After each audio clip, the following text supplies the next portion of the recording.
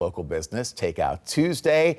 And this week we are featuring an area that we haven't hit yet. So let's check back in with News 3 reporter Anthony Sabella. So restaurants in the spot you're about to talk about really have a couple of reasons to celebrate.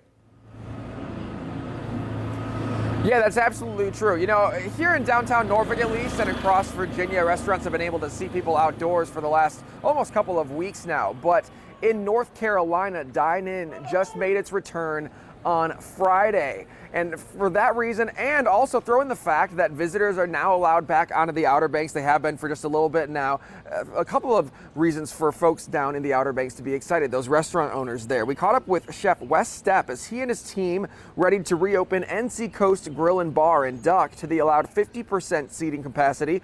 Wearing masks and gloves, this team kept busy on Friday before allowing people back in the dining room inside as well as outside. With its beautiful waterfront views, this new favorite on Duck Road only opened in November, and it faced a bit of a dilemma when the pandemic shut everything down in March. Stepp says he decided to keep NC Coast open 7 days a week for takeout and delivery, giving support to customers and getting enough in return to keep his staff on.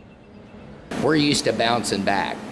But a hurricane and a pandemic, the difference is a hurricane's more like a sprint because you can see it coming and okay, by Monday it's gone one way or the other. This thing is more like a marathon, you know, but our reaction to it and the community's reaction to it has been the same. We all become one.